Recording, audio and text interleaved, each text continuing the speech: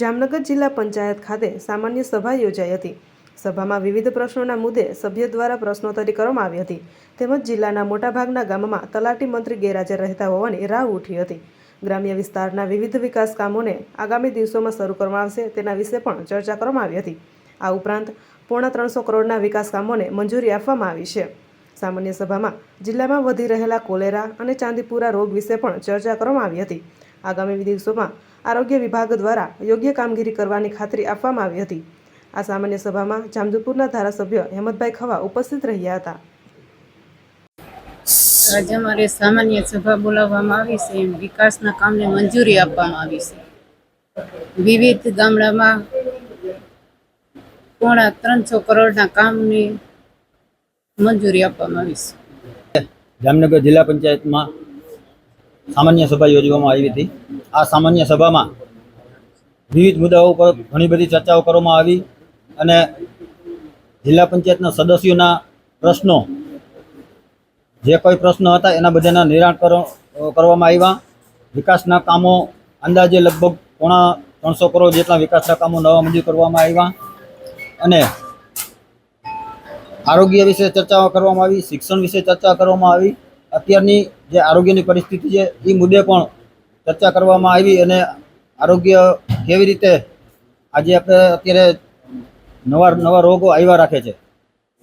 જે હમણાં નવો રોગ આવ્યો આપણે ચાંદીપુરમ, તો આ રોગ વિશે પણ ચર્ચા કરવામાં આવી કે એના વિશે શું પગલાં લેવામાં આવેલ છે અને એના માટે આરોગ્ય અધિકારીઓ અને એની સમગ્ર ટીમ કાર્યવાહી કરે છે। એટલે વિવિધ મુદ્દે ઘણી બધી ચર્ચાઓ કરવામાં આવી અને સુખદ વ્યવસ્થિત સારી સભા પૂર્ણ કરવામાં વહીવટ ખાડે ગયો છે।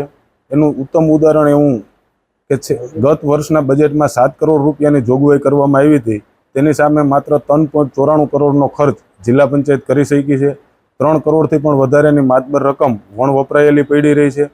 જિલ્લામાં અનેક જગ્યાએ તલાટી કમ મંત્રીઓ રેગ્યુલર ના જવાની ફરિયાદો વ્યાપક પ્રમાણમાં ઉઠી છે। શિક્ષકો પણ સમયસર શાળાએ હાજરી નથી દેતા એની પણ વ્યાપક પ્રમાણમાં ફરિયાદો મળી રહી છે। ત્યારે ભારતીય જનતા પાર્ટીનું જે પ્રમાણેનું વલણ રહ્યું છે કે ત્રિસ્તરીય પંચાયતી રાજ ખતમ કરવાનો એમનો જે એક હિડન એજન્ડા છે એના ઉપર જ આ જિલ્લા પંચાયત કામ કરી રહી છે। આજે જામનગર જિલ્લાના મોટાભાગના ગામોમાં તલાટી કમ મંત્રીઓ રૂબરૂ જતા નથી। જિલ્લા પંચાયત હસ્તકના રોડ રસ્તાઓની હાલત પણ ખૂબ ખરાબ હાલતમાં છે।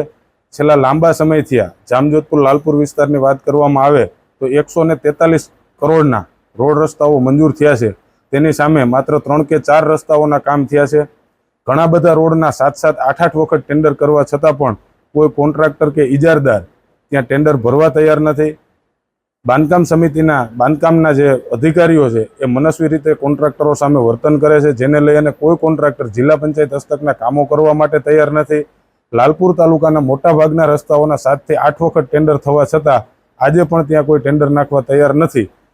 એ અધિકારીઓ સામે કડક પગલાં લેવા માટે આજે મેં બોર્ડ સમક્ષ રજૂઆત કરી હતી, પરંતુ બોર્ડ છે એ સતત ને સતત આવા આળસુ અધિકારીઓને છાવરવા માટે ટેવાયેલું છે, જેના ભાગરૂપે આજે પણ એણે એ અધિકારીને કડક પગલાં લેવાના બદલે એ અધિકારી છે એ સારું કામ કરે છે એટલે કોઈ કામ નથી કરતા, આવી જૂઠાણાઓ ફેલાવી અને આ અમારી રજૂઆત છે એ ધ્યાને ના લીધી અને બોર્ડમાં મંજૂર કરવામાં આવી નથી।